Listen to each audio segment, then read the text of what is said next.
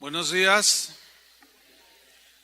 ¿Quiere, por favor, ir abriendo su Biblia en Segunda de Reyes, segundo libro de los Reyes, capítulo 20, versículo 1? El tema que voy a tratar seguimos con la serie El orden de Dios. El tema lo he titulado Ordena tu casa porque tus días están contados. Segunda de Reyes, segundo libro de los Reyes, 21. Voy a leer, dice así: en aquellos días, Ezequías, que era un rey, cayó enfermo de muerte, y vino a él el profeta Isaías, hijo de Amós, y le dijo: Jehová dice así: ordena tu casa, porque morirás y no vivirás. Fíjense, hermanos, que la Biblia, la palabra de Dios, de manera insistente, continua, nos recuerda a todos los mortales sobre la brevedad de la vida. Constantemente el Señor trae a nuestros corazones que ordenemos nuestras vidas, porque nuestros días están contados. En esta tierra solamente somos pasajeros y nuestros días están contados. Tú tienes tus días contados, yo tengo mis días contados. Job, en el capítulo 7, versículo 7, él dijo así: mi vida es un soplo. Un soplo. Así es. Un suspiro. Así es la vida del ser humano. Muy, pero muy breve. Asaf, el salmista, hace una reflexión del mismo pensamiento de Job y dice que nuestra vida, en el Salmo 78, 39, es como un soplo que va y no vuelve. Así es la vida del ser humano. El Salmo 102, cuyo autor es desconocido, en el versículo 11 dijo lo siguiente: mis días son como sombra que se va. Santiago, en el Nuevo Testamento, hace una reflexión muy puntual al respecto. Y dice en Santiago 4, versículo 13, si lo ponen ahí, le hacen un ajuste en la pantalla, Santiago 4, versículo 13 al 15, Santiago dice lo siguiente: vamos ahora, los que decís, hoy y mañana iremos a tal ciudad, y estaremos allá un año y traficaremos y ganaremos. Dice el versículo 14, cuando no sabéis lo que será mañana. A ver, ¿cuántos de ustedes saben lo que sucederá mañana? Bueno, la marcha feminista, ¿no? Pero ¿cuántos de ustedes aseguran que mañana pueden tener vida? ¿Quién puede asegurarlo? Nadie. Absolutamente. Entonces Santiago dice: mira, está bien que quieras hacer esto y lo otro, pero no seas tan soberbio. Tú no dominas tu vida, tú no controlas la vida. Dice, cuando no sabéis lo que será mañana, porque ¿qué es vuestra vida? ¿Qué es vuestra vida? Ciertamente, dice, es neblina que se aparece por un poco de tiempo y luego ¿qué? Desaparece. Versículo 15, en lugar de lo cual deberíais de decir, si el Señor quiere, viviremos y haremos esto o aquello. Si el Señor quiere, nos vemos mañana, Dios mediante. Si es la voluntad de Dios que me vaya de vacaciones en Semana Santa, bueno, está bien, porque a veces dice hasta aquí. Si Dios quiere, esa frase es entregarle al Señor lo que Él ya tiene, que es el control. Pero el decir, si Dios quiere, estamos aceptando su voluntad y aceptando que un día nuestros días en esta tierra terminarán. Y cuando Él decida tomar nuestra vida y llevarnos con Él, bueno, el que muere, pues no se puede resistir, pero los que nos resistimos son los que quedamos con vida. Y allí se puede generar un problema que luego vamos a ver más adelante. El rey David, en el Salmo 39, versículo 4, hablando de la brevedad de la vida, en la versión en lenguaje actual, dijo lo siguiente: Dios mío, hazme saber cuál será mi fin y cuánto tiempo me queda de vida. Hazme saber, porque es tan corta mi vida que bueno, dice, hazme saber cuán corta es mi vida. O sea, dame entendimiento para orar conforme a esa realidad, a esa verdad de que la vida es muy corta. Versículo 5, me has dado una vida muy breve, tan breve que no es nada para ti. Nadie dura más que un suspiro. En la misma versión, en el Salmo 103, versículo 15 dice, el mismo David, nuestra vida es como la hierba, que pronto se marchita. Somos como las flores del campo, crecemos y florecemos, pero tan pronto sopla el viento, dejamos de existir y nadie vuelve a vernos. Moisés es el autor del Salmo 90.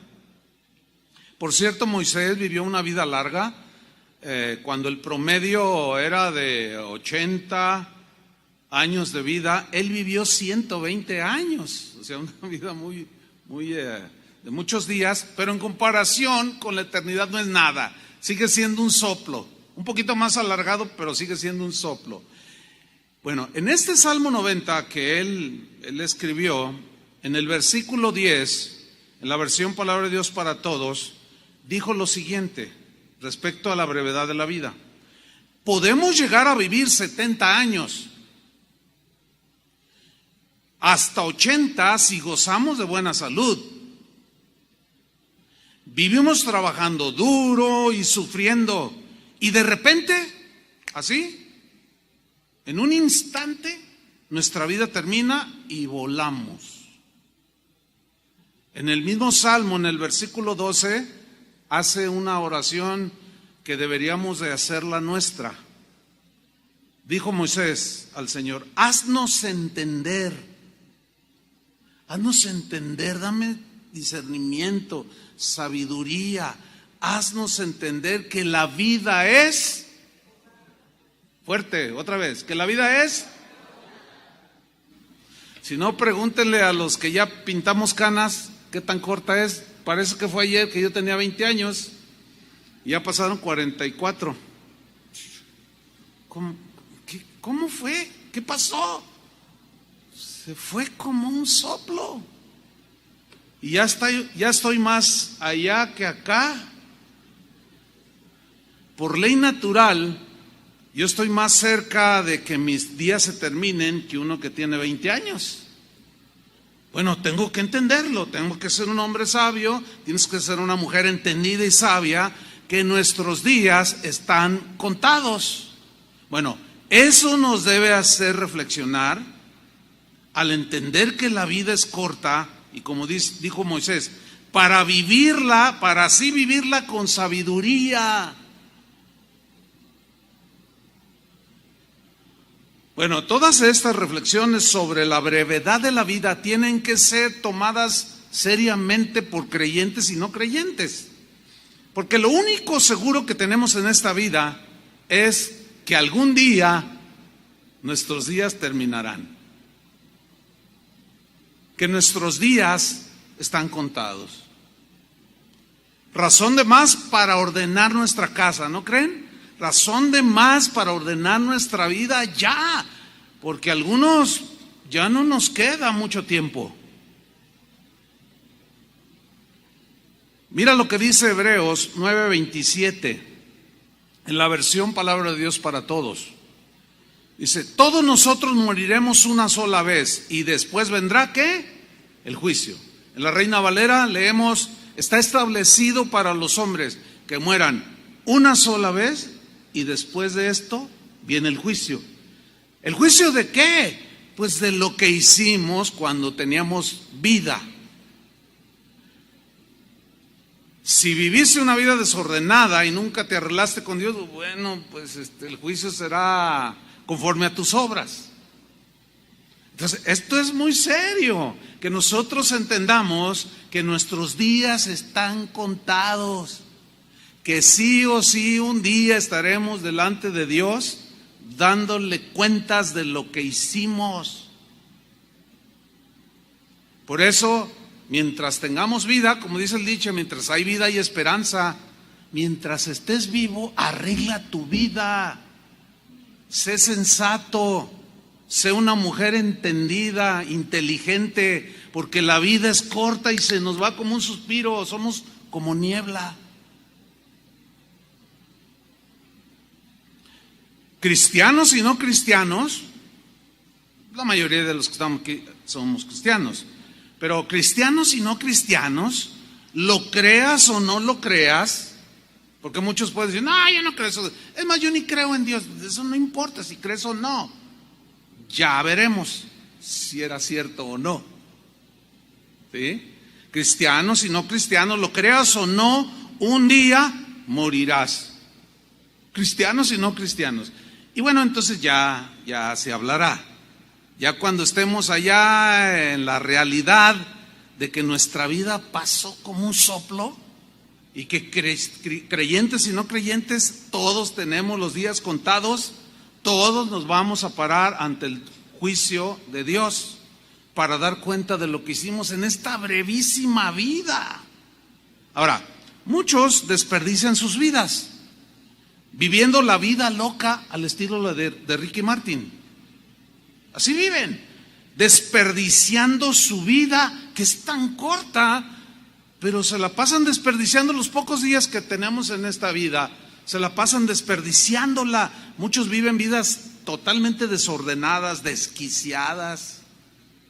Muchos viven filosofando de manera muy necia, diciendo frases como esta: hombre, si la vida es una, hay que vivirla, dicen. ¿La ha oído?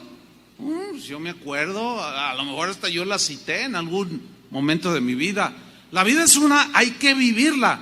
El asunto es que la frase hay que vivirla lo tomamos como sinónimo de destramparnos, de borracheras, de drogas, de tantas cosas, del dinero, de viajar por el mundo, muchos tener hijos por todos lados. Para ellos filosofan de esa manera. Hombre, si la vida es una, hay que vivirla, dicen. Como el pródigo, el hijo pródigo, que desperdició sus bienes viviendo perdidamente, desperdició. Ahora, en el Salmo que leímos, Salmo 90, versículo 12, debemos de hacerla nuestra oración, porque la vida es tan corta y hay consecuencias de nuestras acciones aquí en la tierra, lo creamos o no, eso no, lo creas o no, nuestras acciones repercuten. Pero el Salmo 90, versículo 12 dice: haznos entender que la vida es corta para así vivirla con sabiduría. O sea, no la vida loca. ¿Cómo la vida loca te va a llevar al infierno? Donde es desorden total. ¿Querías desorden? Pues te vas a un lugar donde hay completo desorden, que es el infierno. Ahí no hay nada de orden. Cuando yo tenía 20 años, oigan, mi plena juventud, 20 años, escasos 20 años, fue cuando me predicaron el evangelio. Yo empecé a escuchar lo que decían, lo que me compartían. Y bueno, en ese estado en el que vivía desordenado, pues había ay, qué cosas, no, la vida, ¿y qué, cómo? No, pues, ¿qué? ¿Me voy a meter en un convento o qué? No, ya no voy a poder hacer esto, no voy a poder hacer lo otro. Y empieza uno con ese modo de pensar, defendiendo la vida loca, la vida desordenada. Pero la palabra de Dios comenzó a prevalecer. Y un día dije, pues yo creo que hay más cosas que perder que ganar si yo sigo así. Y estaba en la ignorancia total de Dios. Bueno, Cristo llegó a mi vida a los 20 años. Yo les he comentado en algunas ocasiones que crecí prácticamente desde la primaria hasta la universidad con un grupo de amigos. Y éramos 8, contándome un servidor. Y para todos lados andábamos.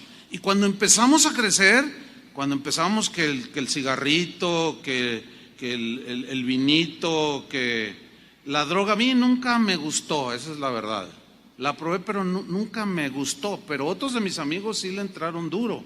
Bueno, llega Cristo a mi vida, obviamente hay un cambio de 180 grados, acuérdese, corrija la frase. Ayer un político dijo que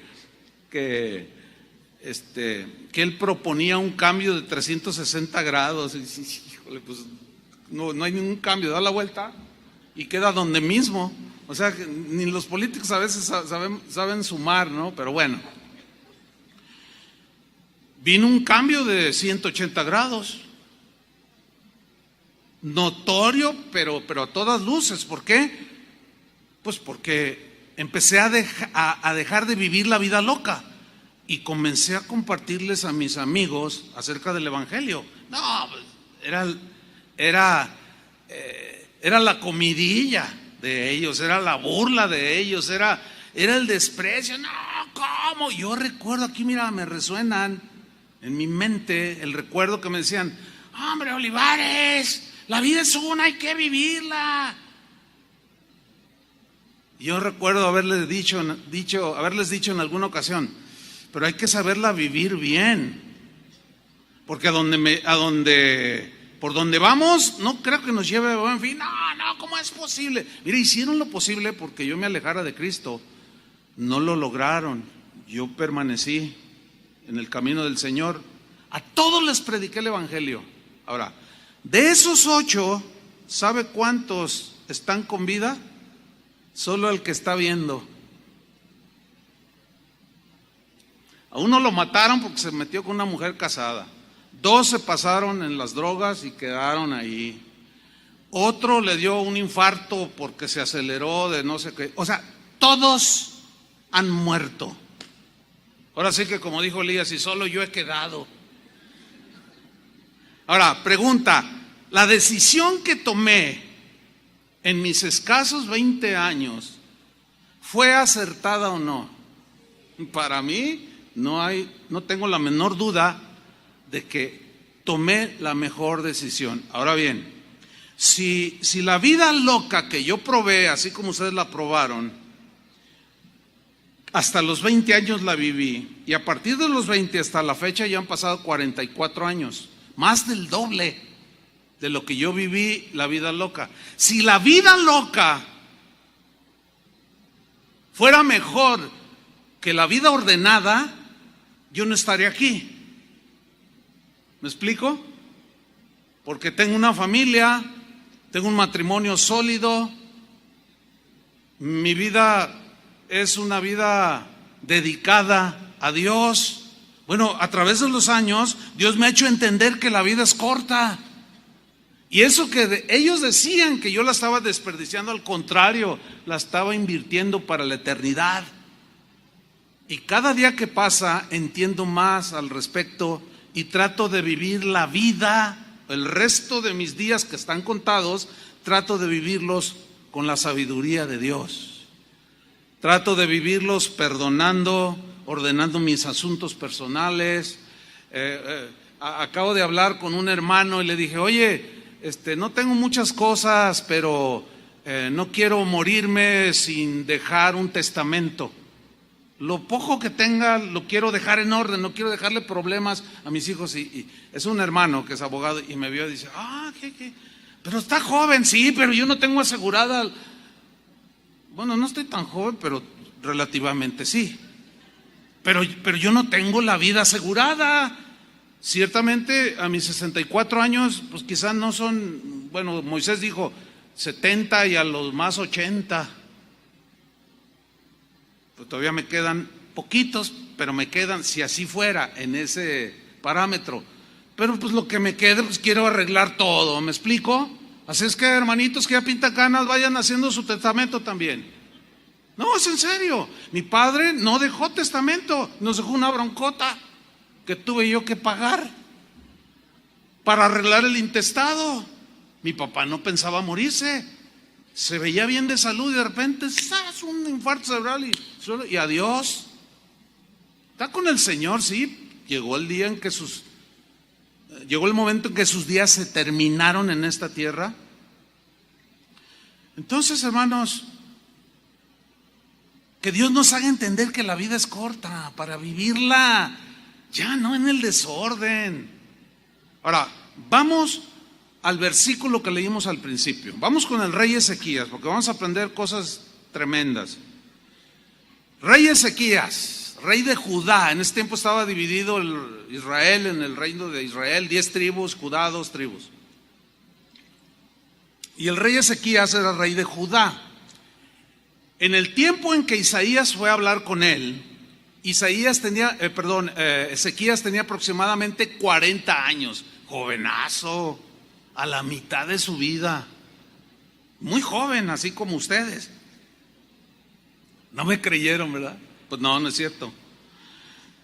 Vamos a segundo libro de los Reyes, capítulo 20, versículo 1. Vamos allí con él, vamos a estudiar el contexto y vamos a ver cosas bien tremendas. Ok, dice así: en aquellos días Ezequías cayó enfermo de muerte a los 40 años. Nadie sabe. Yo he conocido hasta niños de 1 año que tienen una enfermedad mortal. Nadie sabe. 40 años aproximadamente tenía Ezequías cuando cayó enfermo de muerte. Y vino a él el profeta Isaías, hijo de Amós, y le dijo: Jehová dice así: ordena tu casa, porque morirás y no vivirás. Tus días se terminaron. Pero antes de que venga el último día de tu vida en esta tierra, Dios te dice: ordena tu casa. Ordena todos los asuntos que tengas que ordenar en tu casa. Si estás peleado con la suegra, ordena eso. Habla con ella, pídele disculpas. Si estás enemistado con un hijo, una hija, qué sé yo, ordena tu casa. Si has maltratado a tu esposa, ordena tu casa, porque te vas a morir, no vas a vivir, Ezequías. Y en lo que concierne al reino, porque él era rey de Judá, ordena las cosas bien. Ordena las finanzas del reino que estás gobernando. Ordena todo porque te vas a morir. Versículo 2. Entonces, vean la reacción de él, que se entiende, es natural. Entonces él volvió su rostro a la pared y oró a Jehová. Bueno, orar es bueno, por supuesto, ¿no? Y oró y dijo, versículo 3, te ruego, oh Jehová. Esta frase, te ruego, es un ruego desesperado. Es donde se desborda la intranquilidad, la inseguridad, los pensamientos chocan entre sí, se desordenan y hay un ruego desesperado que brota de lo profundo de las entrañas del corazón, ¿sí? Te ruego, oh Jehová, y vuelve a insistir, te ruego que hagas memoria de que he andado delante de ti en verdad. O sea, Ezequías hace algo que luego vamos a ver que no fue muy sabio. Empieza a tratar de decirle, es decir, le dice a Dios algo tratando de que Dios recuerde cómo ha sido él en su vida. ¿Ustedes creen que Dios no sabía? Pero entonces lo que está haciendo aquí Ezequías es diciendo, Señor, pero yo he andado delante de ti en verdad. Bueno, eso es bueno. Por cierto, si ustedes quieren saber más de la vida de Ezequías, ha sido de los mejores reyes que tuvo el pueblo de Dios, que tuvo Israel. De los más piadosos, de los más rectos, de los más honestos. Fue un hombre que restauró la adoración en la casa de Dios. El pueblo, cuando él toma el reinado, el pueblo vivía en la idolatría, eran agresivos, había muchos asesinatos. O sea, era un total desorden cuando él tomó el reino. Y cuando comienza a gobernar, él lo hace con la verdad de Dios. Restaura el servicio de los sacerdotes, la enseñanza de la ley, y empezó a ordenarse el reino. Entonces Ezequías le dice: Señor, acuérdate, yo he andado delante de ti en verdad y con íntegro corazón. Esto significa que su corazón siempre fue sincero, que todo lo que hacía para Dios, todo lo que hacía era para glorificar a Dios, y todo eso estaba bien, porque a fin de cuentas eso es lo que debería de hacer un rey de Israel, y eso es lo que debe de hacer todo cristiano: andar en integridad, un hombre de verdad, sin doblez. No era tranza, no era corrupto, no era chayotero como ahora dicen, ¿no? No era un hombre cabal. El día de hoy la gente se sorprende cuando ven un acto de integridad. La gente se sorprende. El otro día estaba leyendo un noticiero donde estaban diciendo que una señora encontró un dinero en un cajero, y entonces ella estaba reportándolo, no dio la cantidad, y que dice: así es que del que sea, pues aquí lo tengo y yo se lo entrego. Entonces pues salió el dueño, para fortuna del dueño, y se lo regresó. Entonces la gente reaccionó: ¡ay, qué increíble! O sea, fue toda una notición. Hay una mujer íntegra, hay un hombre íntegro. Pues parece como que se acabaron, ¿no? Y es noticia cuando debería ser lo contrario. La corrupción debería ser noticia. Pues ya ni es noticia, porque todo el mundo o muchos, pues, para no generalizar, la corrupción, este país es de los más corruptos del mundo. Jamaica ya nos rebasó en integridad, háganme ustedes el favor, que era de los países más corruptos. Entonces el rey dice: yo he andado con íntegro corazón, incorruptible, a mí nada me movió, y he hecho las cosas que te agradan. Entre todas esas fue que quitó los altares que habían levantado los hijos de Israel, porque para Dios, si algo abomina, es la idolatría, que se adoren las cosas creadas. Y luego al final del versículo dice: y lloró Ezequías con gran lloro. Ahora, aquí viene el punto. Mire, algunas versiones, o varias versiones de la Biblia, la última frase, lloró Ezequías con gran lloro, la traducen así: y Ezequías lloró amargamente. Ahí como que nos da más explicación de cuál era su actitud cuando el profeta le dijo: Ezequías, ordena tu casa, porque tus días han terminado, no vivirás, morirás. Y aquí con la frase Ezequías lloró amargamente nos descubre un poco la actitud que tomó Ezequías cuando Isaías fue a decirle el mensaje de Dios.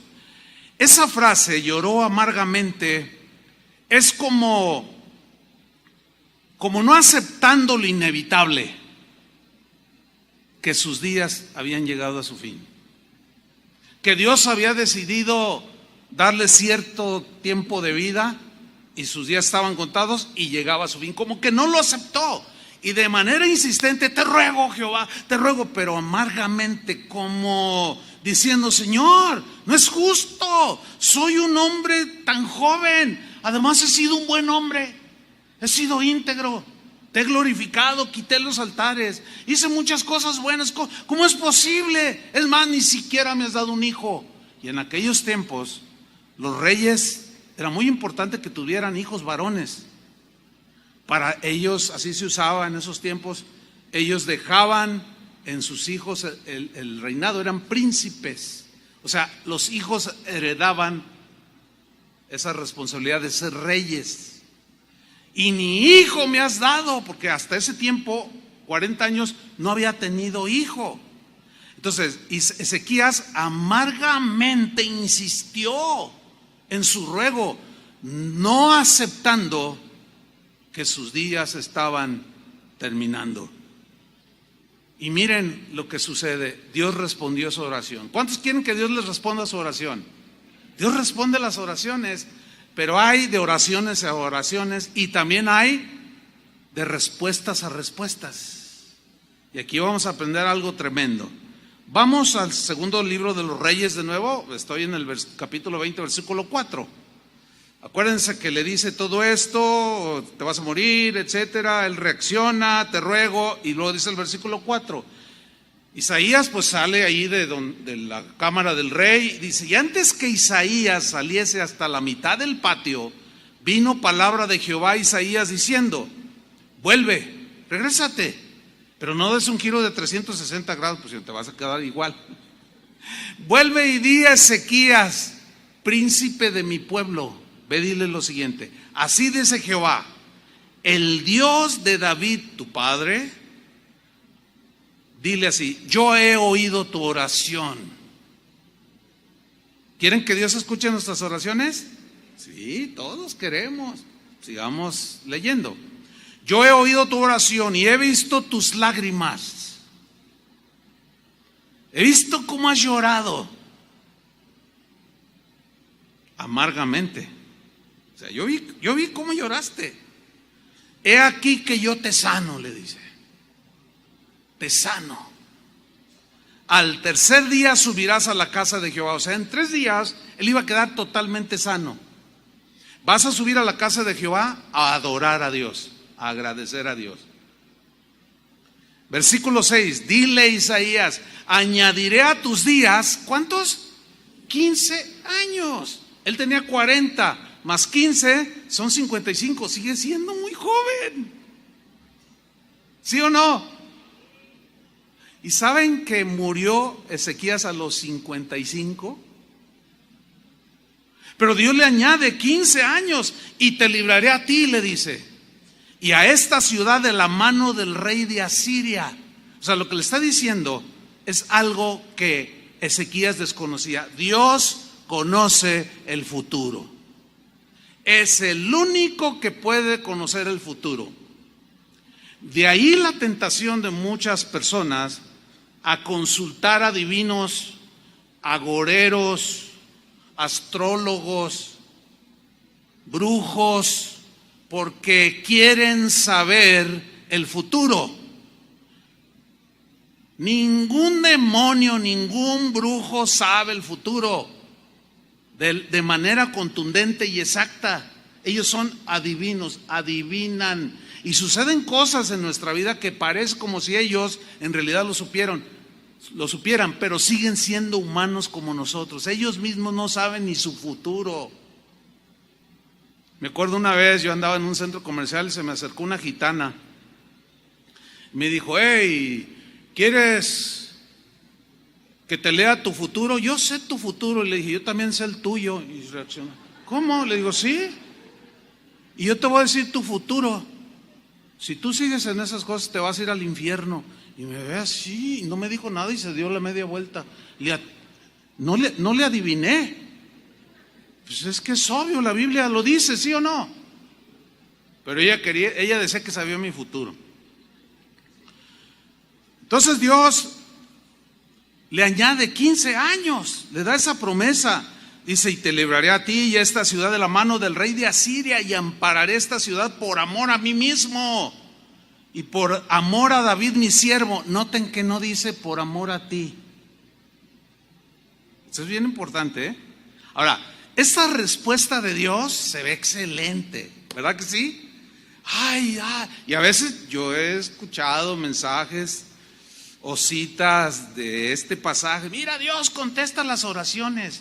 sí las contesta, aquí la contestó, pero síganme con mucha atención, prohibido siquiera cabecear, no se vale hoy, a veces les doy chance, porque es inevitable, ¿no? Que me baje y, a ver, hermano, está bien los que cabecean, pues yo sé que están cansados, pero se me hace que hoy no, como que no tienen muchas ganas de cabecear porque están todos bien atentos. Claro, porque ya se dieron cuenta que sus días están contados. Y que sí o sí un día se van a terminar tus días. Y que el desorden que ahora tienes, si no lo arreglas, te vas a meter en problemas. Pero sigamos, pero con mucha atención, porque parece que esta respuesta de esta oración es como la que todos queremos. Leamos, versículo 12, segundo libro de los Reyes 20:12. En aquel tiempo, Merodac, hijo de Baladán, rey de Babilonia, si había un pueblo más pagano en ese tiempo, eran los babilonios. Es más, en el Apocalipsis habla de la gran Babilonia. Es una metáfora, una analogía de la Babilonia de este tiempo, donde había un caos total, había brujos, había prostitutas, había todo el desorden que te puedas imaginar. Bueno, Merodac, hijo de Baladán, que era el rey de Babilonia, envió mensajeros con cartas y presentes a Ezequías. Miren, en aquel tiempo las cuestiones políticas no eran muy diferentes a las de hoy.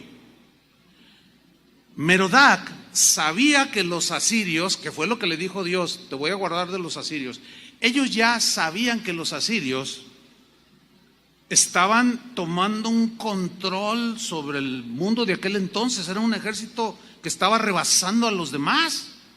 Entonces las alianzas en aquel tiempo eran importantes. Entonces este rey pagano trata de congeniarse con Ezequías para unirse en contra del rey de Asiria. Por eso es que le manda cartas amables y regalos a Ezequías, como para aliarse. Luego dice, porque había oído que Ezequías había caído enfermo, pero también supo que Dios había hecho un milagro, que Dios lo había sanado milagrosamente. Versículo 13, y Ezequías los oyó a los mensajeros, o sea, les prestó atención. Acuérdense que ellos eran los más paganos de los paganos. Y les mostró toda la casa de sus tesoros, plata, oro y especias y ungüentos preciosos, y les mostró la casa de sus armas y todo lo que había en sus tesoros. Ninguna cosa quedó que Ezequías no les mostrase, así en su casa como en todos sus dominios. Ahora, aquí en el versículo 13 al principio, la frase y les mostró es una frase que habla de la actitud que tuvo Ezequías al mostrarle a los mensajeros paganos todo el reino, todo lo que tenía en su casa, y había una actitud ahora de soberbia. ¿Qué? Sí. En lugar de tener un corazón agradecido por haber sido sanado, como que empezó a sentirse como el chiqueado de Dios, como el pirurris del Señor, como el consentido de Dios. Y no, es que yo soy bueno, soy un hombre íntegro. Mucho cuidado cuando hagamos cosas buenas, mucho cuidado con que el corazón no se inflame de orgullo. Porque ciertamente el que camina en verdad, el que anda en integridad, Dios lo bendice. Esa es la promesa del Salmo 1, ¿sí o no? Todo lo que hace prosperará, pero en esa prosperidad hay un peligro de que tu corazón se enorgullezca, que fue lo que le sucedió a Ezequías. Dios oyó mi oración, porque yo sí la hago con él. Entonces llegan estos y en lugar de no tener alianza, porque Dios siempre ha dicho no tengas alianza con los paganos, no los recibió congenió con ellos y se quedaron varios días y les empezó a mostrar todos. Miren, estos son mis tesoros. Y comenzó a despertar la codicia de los babilonios. ¿Cómo iba a confiar en gente que vivía en total desorden? Sin embargo lo hizo. ¿Por qué? Por soberbia. Empezó a pensar que él era la última Coca-Cola del desierto, que sin él el reino de Judá no sería nada. Y empezó con sus ínfulas.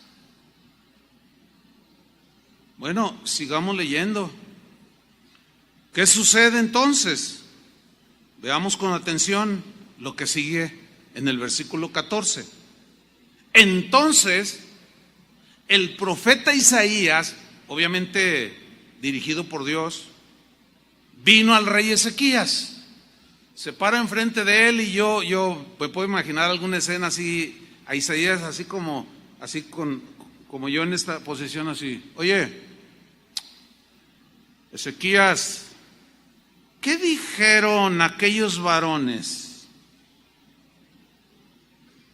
¿Y de dónde vinieron a ti? Así me lo imagino a Isaías, ¿no? Y Ezequías le respondió: de lejanas tierras han venido, de Babilonia. Lo dice Isaías. ¿De dónde? De Babilonia.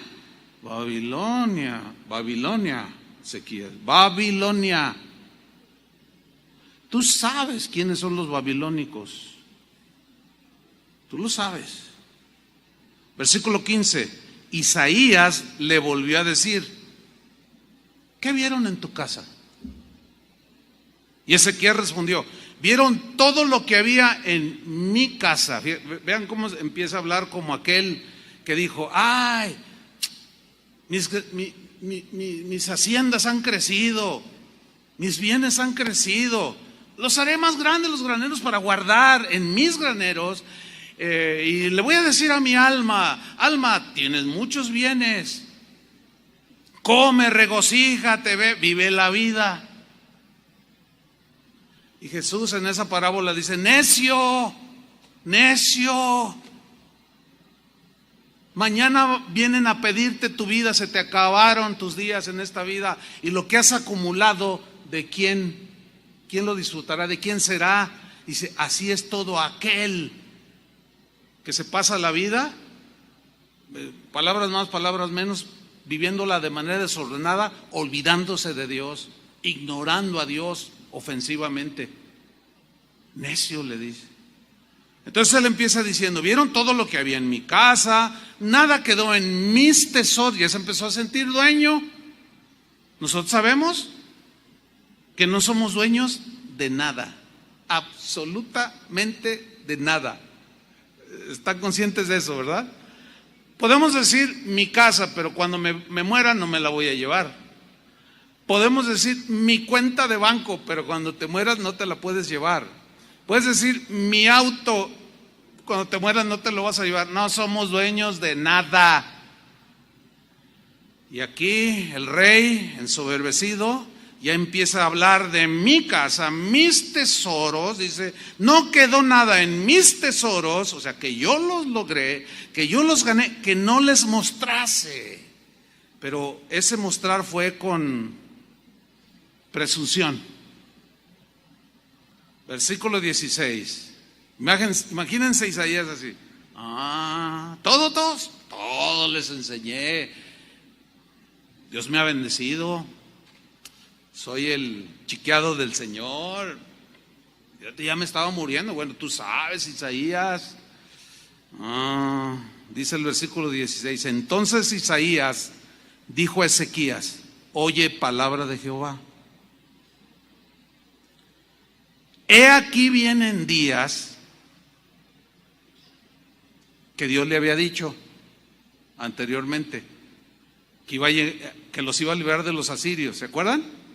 Dice: pues ya llegaron esos días, están muy cercanos, dice, en que todo lo que está en tu casa, tus tesoros, todo lo que está en el reino de Judá y todo lo que tus padres han atesorado hasta hoy, será llevado a Babilonia sin quedar nada, dijo Jehová.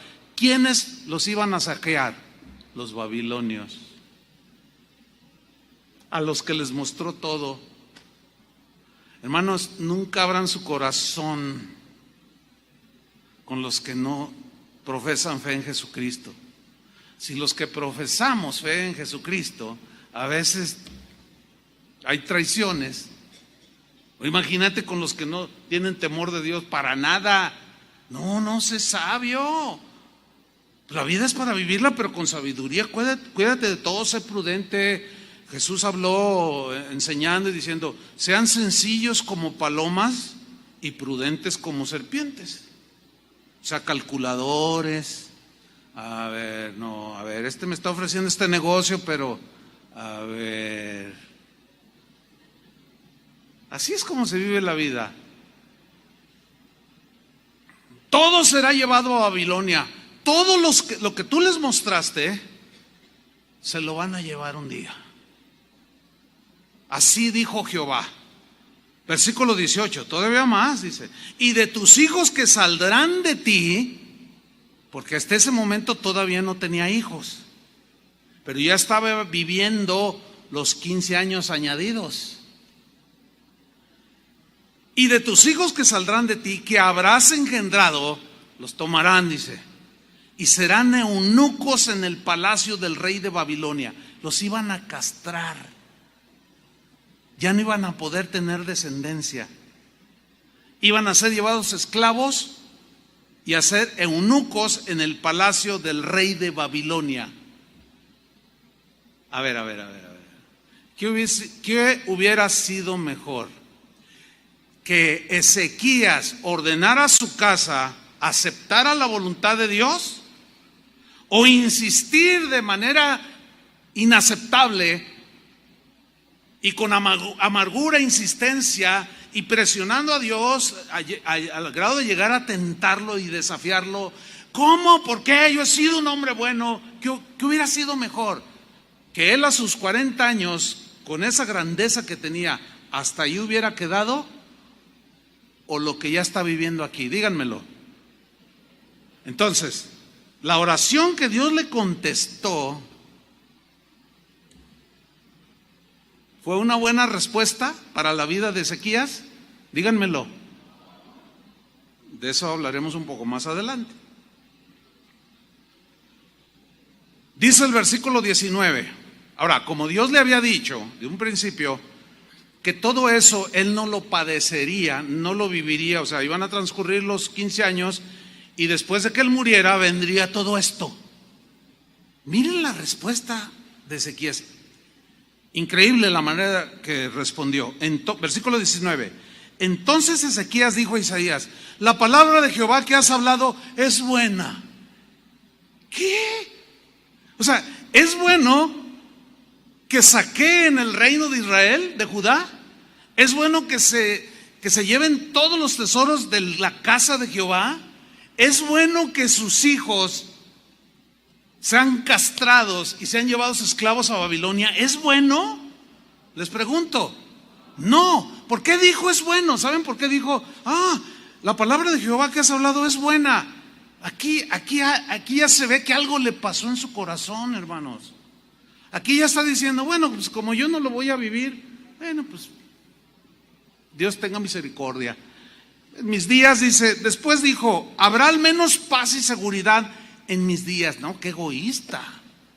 O sea, después de que él no aceptó la voluntad de Dios de que sus días terminaban, insistió con amargura, le reclamó a Dios, y Dios dijo: no, sí, y no, si no es justo. Ok, te añado 15 días, te voy a sanar. Pero yo quería librarte del futuro que yo siempre sé. Pero te voy a dejar vivir y vas a ver el desastre que vas a dejar. En lugar de haber vivido en su momento, en lugar de haber aceptado en su momento que tus días estaban contados. ¿Saben? Eso es una debilidad del ser humano, hermanos. Es natural que si un niño de 2 años o un bebé de 3 años está con una enfermedad, que nació así, que el doctor dice que no va a vivir, Es natural orar, ¿sí o no? Y uno dice, ay Señor, ten misericordia, pero escúchenme bien, no podemos ni debemos orar con amargura, como reclamándole a Dios. ¿Cuántas veces hemos escuchado a gente cuando se le muere un familiar, y más cuando es un joven? ¡Ah, es injusto! ¿Por qué Dios te lo llevaste? Dicen, y le reclaman a Dios. ¿Los ha oído? Yo muchas veces. Acuérdense que la paga del pecado es la muerte. Es una consecuencia de nuestra desobediencia. Dios no es culpable de eso. Se volvió una ley de la vida. Tiene que suceder. Pero a eso vino Cristo. ¿Cuántos le dan gracias? Porque algún día, como dijo Pablo a los Corintios, se dirá, oh muerte, ¿dónde está tu aguijón? ¿Dónde, oh muerte, tu victoria? ¿Por qué? Porque habremos de resucitar. Y ese es el gran mérito de Cristo y en los que hemos creído. Pero también he visto que está la abuelita de 797 años con 6 meses y ya dice, ya déjenme, hijos, ya por favor, ya. No, abuela, no, Dios, por favor, ¿qué no has visto que yo diezmo, yo hago, yo le doy a los pobres? ¡Ey! Shh. Ya está viviendo super horas extras. Los días están contados, hermanos. Tenemos que ser sabios para aceptar que es la verdad, que es la realidad de las cosas. Cuando un cristiano muere, cualquier otra persona, pero vamos a ponerlo en un cristiano, cuando un cristiano muere,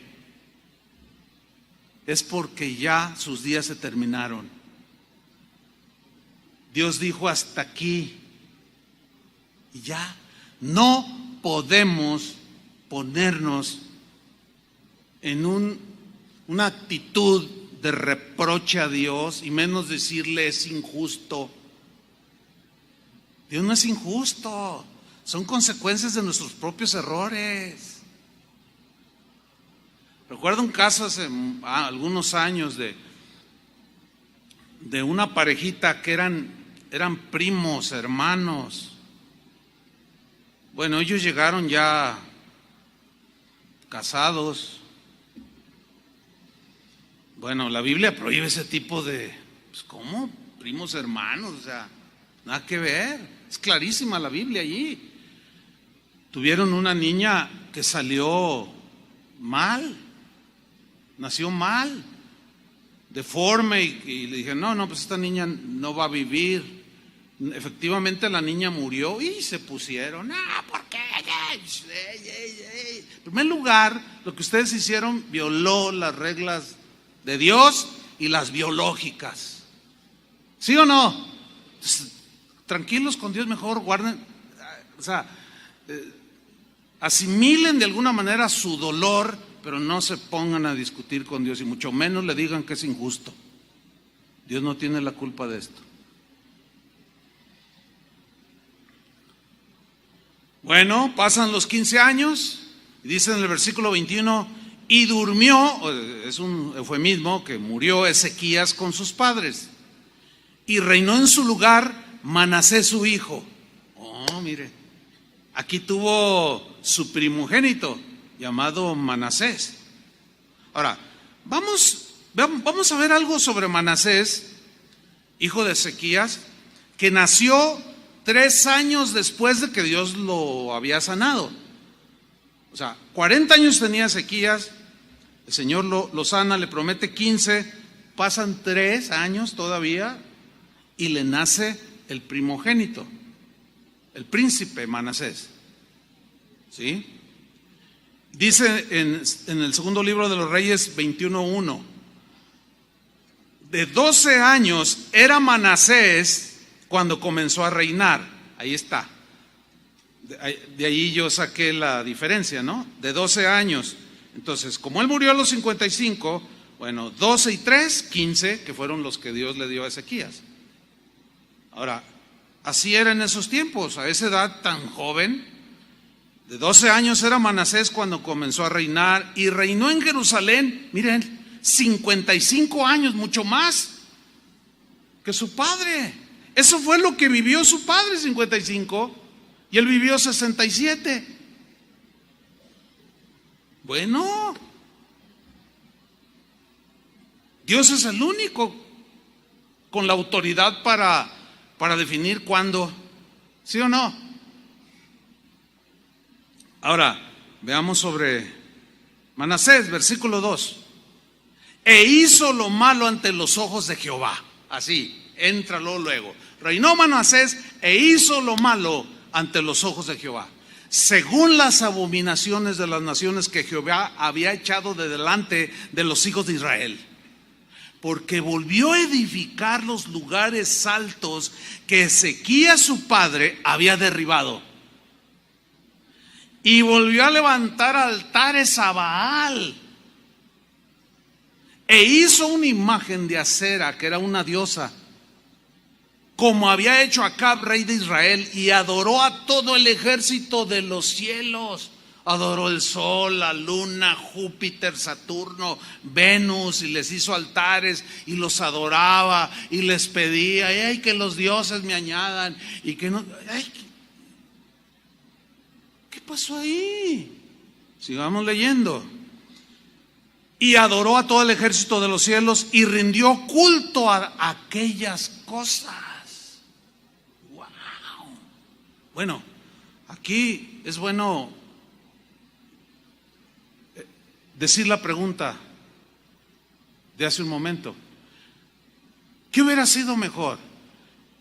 Que Ezequías ordenara su casa y aceptara que 40 años eran los días de su vida, o ver todo esto, o haber dejado todo esto. Bueno, él ya no lo vio, pero nosotros sí lo estamos viendo, lo estamos leyendo.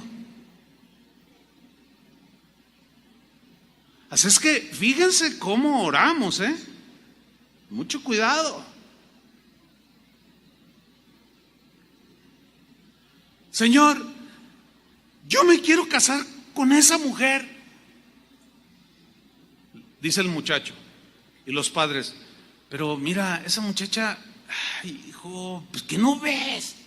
No, no me importa, yo la amo. Bueno, mira, para empezar no es ni cristiana, no cree ni en Dios, o un montón de etcéteras. ¿Cómo vas a hacer una alianza con ella? ¿Cómo vas a abrir tu corazón con ella? No, no sé, yo la quiero. Señor, dámela, yo la quiero. Y el Señor dice, no uso nada de ese yugo desigual, pero yo la quiero y me voy a casar con ella. Ah, ¿eso quieres? Sí, órale pues. Y después, ustedes ya saben lo que pasa después, ¿no? Llore y llore, no por un año, 5, 10, 20, no, le ponía unas golpizas, la maldecía, ella lo mantenía, no, lo que casi siempre sucede. Ahora, ¿por qué Dios lo permite? Por nuestra obstinación, hermanos. Ah, no me quieres a mí, no estás conforme, no tienes contentamiento. No, yo la quiero a ella, lo quiero a él. Ok, ahí está. Esa es la voluntad permisiva de Dios, no es su voluntad perfecta. No era la voluntad perfecta de Dios darle 15 años más, no era. Sus días debían de haber acabado y haber quedado con ese esplendor de un hombre íntegro y como realmente lo fue. Pero esa obstinación en querer algo cuando Dios dice no, y otra vez, le causó todo esto. Versículo 4.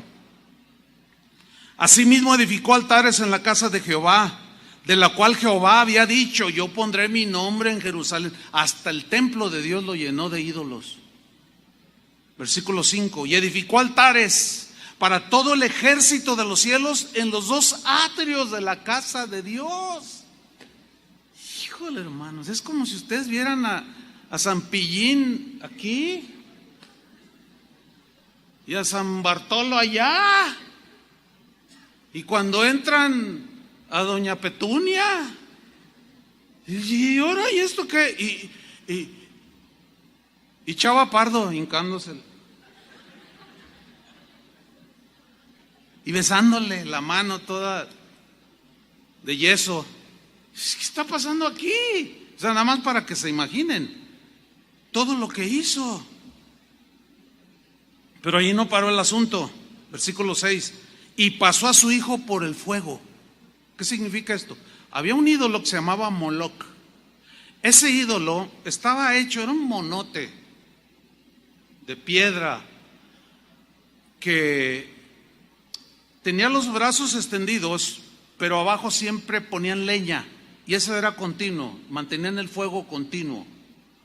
Y ese Moloc tenía las manos extendidas, y los pueblos paganos les ofrecían sus bebés a ese dios y lo ponían en sus manos, y el bebé se quemaba como ofrenda para ese abominable ídolo. ¿Qué hizo el hijo de Ezequías? Hermanos, ¿están viendo la realidad de las cosas? Tomó a su bebé, a su primogénito, y se lo ofreció a ese ídolo abominable. Y se dio a observar los tiempos. Fue el precursor de Walter Mercado, que no puedo decir que Dios lo tenga en su santa gloria, ¿verdad que no? Y fue agorero, no se midió. E instituyó encantadores y adivinos, multiplicando así el hacer lo malo ante los ojos de Jehová para provocarlo a ira. Versículo 9. Y Manasés los indujo a que hiciesen más mal que las naciones que Jehová destruyó delante de los hijos de Israel. Versículo 12. Por tanto, así ha dicho Jehová, el Dios de Israel: he aquí, yo traigo tal mal sobre Jerusalén y sobre Judá, que el que lo oyere le retiñirán ambos oídos. Dios sabía el futuro, pero Ezequías no lo aceptó. Sus días estaban contados y: Señor, no, soy un hombre joven, he sido íntegro. ¿Cómo? ¿Por qué? No, Señor, no. Algunos dirán: pero Jesús dijo que insistiéramos en la oración. Sí, pero con espíritu humilde, por favor, se entiende, previamente aceptando la voluntad de Dios. ¿Sí o no? Y todavía, ya para terminar con Manasés, porque hasta se revuelve el estómago, ¿no? Versículo 16. Derramó Manasés mucha sangre inocente en gran manera, hasta llenar a Jerusalén de extremo a extremo. Hagan de cuenta México en la actualidad, para que usted entienda. Además de su pecado con que hizo pecar a Judá, para que hiciese lo malo ante los ojos de Jehová. Wow. Bueno, aquí surgen algunas preguntas. Por ejemplo, ¿por qué Dios le alargó la vida a Ezequías 15 años sabiendo que el orgullo lo llevaría al desastre? ¿Por qué Dios le concedió? ¿Por qué? ¿Por qué alargó la vida de Ezequías sabiendo lo que sucedería con uno de sus hijos? En este caso Manasés, que fue, según el registro bíblico, el peor rey de Israel. El peor. No hubo otro tan apóstata pagano como Manasés. ¿Por qué Dios le contestó? ¿Por qué Dios le respondió esa oración a Ezequías? Híjole. Acordémonos que él lloró amargamente, no aceptó con humildad su tiempo que había llegado a su fin. Se negó a reconocer que sus días estaban contados. Insistió de manera amarga y reprochando. No quiso ordenar su casa cuando Dios se lo ordenó. Y vean el desorden que dejó. Hay otros ejemplos, vamos a verlos brevemente, donde Dios respondió los ruegos amargos, así como el de Isaías. Pero también se ve lo mismo. Dios lo hizo a pesar de no ser su voluntad, lo hizo para darnos una lección. La Biblia dice que estas cosas se escribieron para nuestra amonestación, para que aprendamos a aceptar la voluntad de Dios, a entender que la vida es corta y que antes que se nos acaben los días, ordenemos nuestras vidas. Porque un día, aunque tú digas, mañana nos vemos si Dios quiere, si dentro de una hora a las 9 de la noche te toca, te tocó.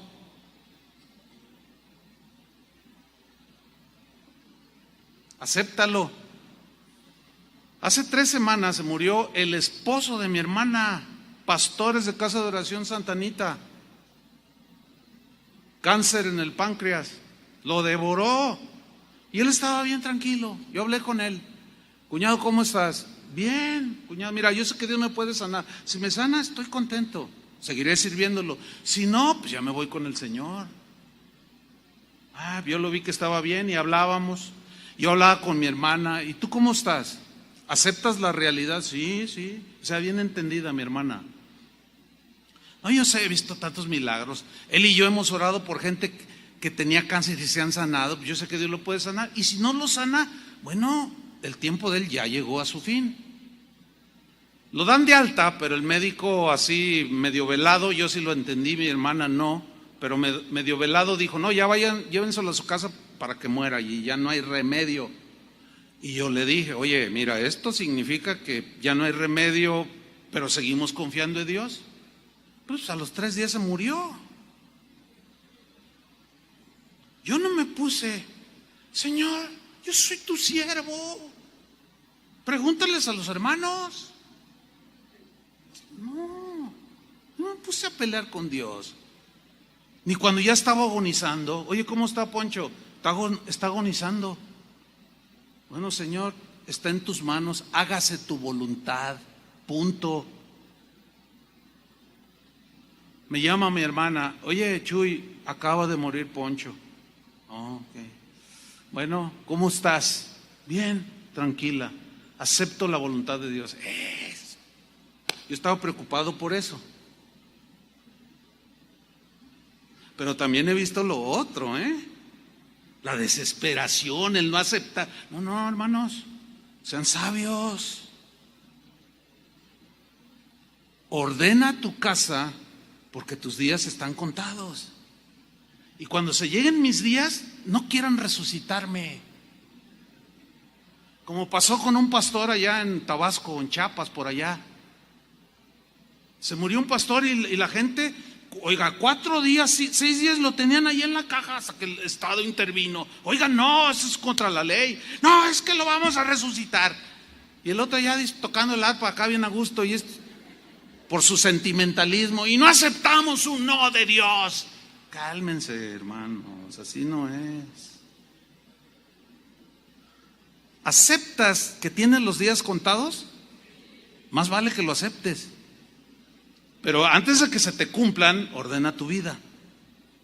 Porque, miren, ayer que me despedía del Jimmy que está ahí sentado, le dije, nos vemos Jimmy mañana. Nos vemos, un día menos. ¿Para qué? Para que se nos cumpla la cuenta. Y entendió, sí, ya tengo un día menos. Pero estoy ordenando mi vida. Amén. Rápido. Salmo 78, versículo 18. Salmo de Asaf. Está narrando de Israel en el desierto. Vean cómo contestó la oración, aunque no era su perfecta voluntad. Pero veamos las consecuencias, al igual que Ezequías. Tentaron a Dios en su corazón, pidiendo comida a su gusto. A su gusto, como lo que ellos querían, conforme a su voluntad, lo que ellos les gustaba y querían, así pidieron, a la carta,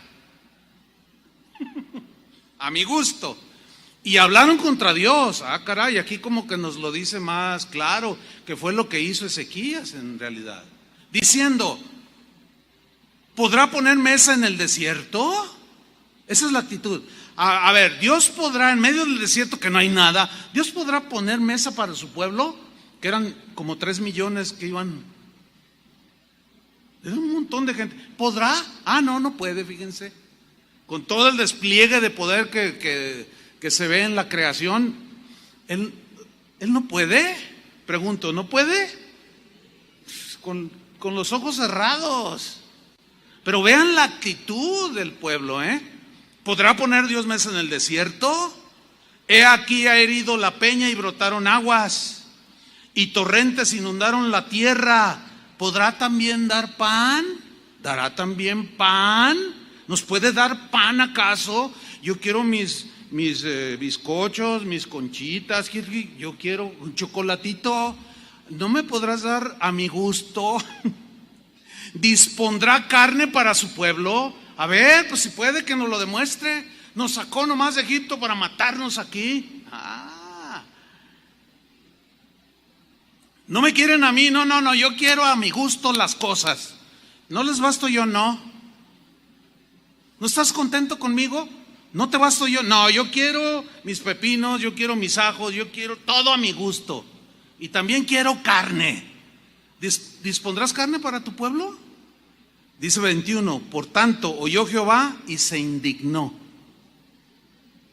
Se enojó, se molestó. Es como si tu hijo se te planta con esos desplantes y te exige. Pues tú dices, no, espérese muchacho, cállese la boca. ¿O no? Se indignó, se encendió el fuego contra Jacob, y el furor subió también contra Israel, por cuanto no habían creído a Dios ni habían confiado en su salvación. Aquí viene el punto en el versículo 23. Sin embargo, les contestó la oración como Ezequías. Sin embargo, mandó a las nubes de arriba y abrió las puertas de los cielos, e hizo llover sobre ellos maná para que comiesen, y les dio trigo de los cielos. Pan de nobles comió el hombre, les envió comida hasta saciarles. ¿Quieren? Sí. Órale, ahí les va. ¿Quieres más para tu confreis? ¿Quieres más miel? Sí, a ver, pásame la cuchara. No, estaban pero felices. Ahora sí están contentos. Sí, ahora sí. Estamos contentos. Híjole, qué tremendo. Versículo 26. Movió el solano en el cielo y trajo con su poder el viento sur, e hizo llover sobre ellos carne como polvo, o sea, las codornices, como arena del mar. Aves que vuelan empezaron a llegar y a caer, y aquello era wow. Oiga, pues hasta la fecha las codornices es un plato exótico, es un platillo bastante apreciado por los que tienen gustos. O sea, es una comida, y en aquel tiempo comer codorniz, pues les dio carne, y de la mejor, aves que vuelan. Versículo 28, les hizo caer en medio del campamento, alrededor de sus tiendas, comieron y se saciaron. Y mire lo que viene, yo lo subrayé. Les cumplió pues su deseo. ¿Era la voluntad de Dios? No. Pero como ellos insistieron, eso es lo que quieren, les cumplió su deseo, igual que Ezequías. Mucho cuidado cómo le pide a Dios. Mucho cuidado cómo le habla a Dios. Les cumplió pues su deseo. Versículo 30. No habían quitado de sí su anhelo, aún estaba la comida en su boca cuando vino sobre ellos el furor de Dios, e hizo morir a los más robustos de ellos y derribó a los escogidos de Israel. Con todo esto pecaron aún y no dieron crédito a sus maravillas. ¿Vio? Esta es una lección, hermanos, para orar con sabiduría. ¿Cómo debemos orar? ¿Se acuerdan cuando los discípulos le dijeron a Jesús: Señor, enséñanos a orar? Esta oración que se conoce como el Padre Nuestro, la leo, Lucas 11:2. Les dijo Jesús: cuando oréis, Decid: Padre nuestro que estás en los cielos, santificado sea tu nombre. Venga tu reino, hágase tu voluntad como en el cielo, así también en la tierra. ¿Cómo debemos orar? Hágase tu voluntad. Tenemos que aceptar la voluntad de Dios.